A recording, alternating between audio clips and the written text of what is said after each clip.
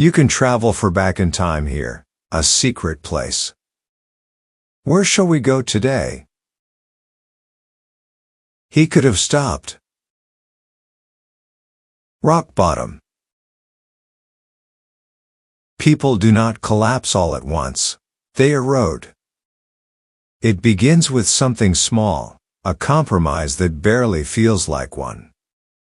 Just this once. No one will notice. I deserve a little break. The voice is gentle, reasonable, almost kind. The man was not evil. He was not cruel. He was ordinary. And that was the danger. He did not leap into darkness.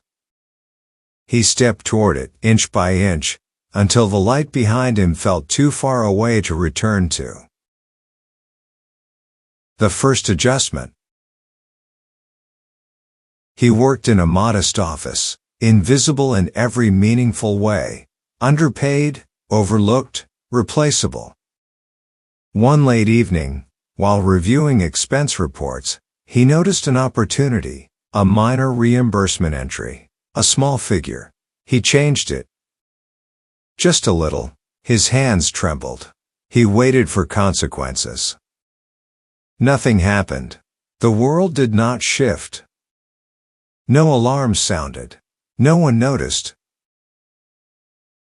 That night, he told himself it was compensation. Something inside him quieted. That was the beginning.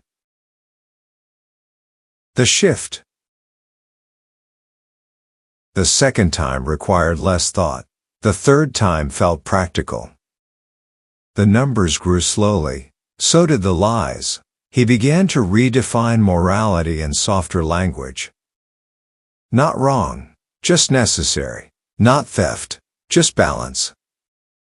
He bought better clothes, paid off debt, smiled more easily in public. Inside, something thinned. Guilt fades when it survives long enough. The exit. One afternoon, a junior colleague paused at his desk. "You've seemed stressed lately. Are you okay?" It was nothing, a casual remark, but it pierced him. For a brief moment, clarity returned. He could still confess. Still undo part of it. Still choose damage control over disaster. That night, he opened his laptop. He began typing a confession, line by line. The blinking cursor waited. He imagined the consequences: shame, loss, humiliation. He imagined relief. His finger hovered over send.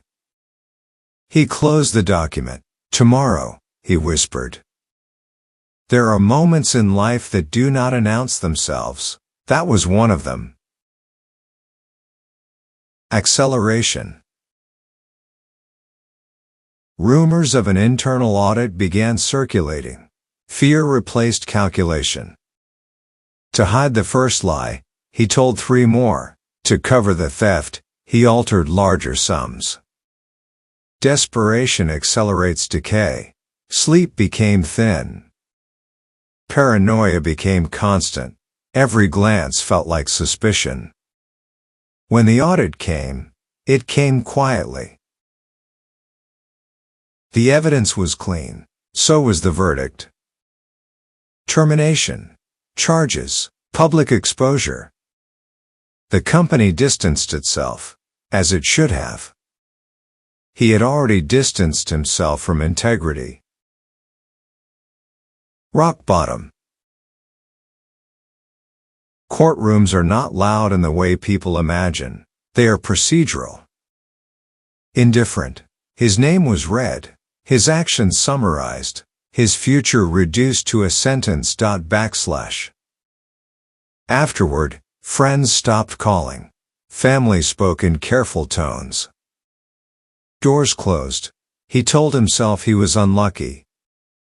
But alone at night, he saw it clearly. The blinking cursor. The unsent confession.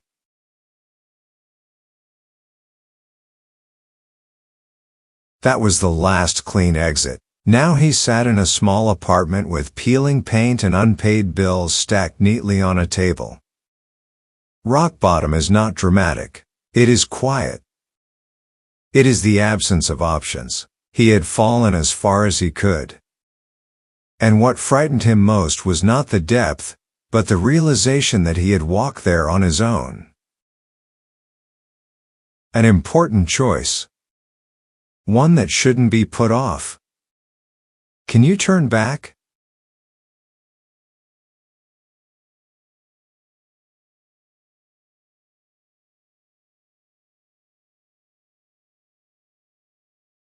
Thank you for watching. Please subscribe to our channel.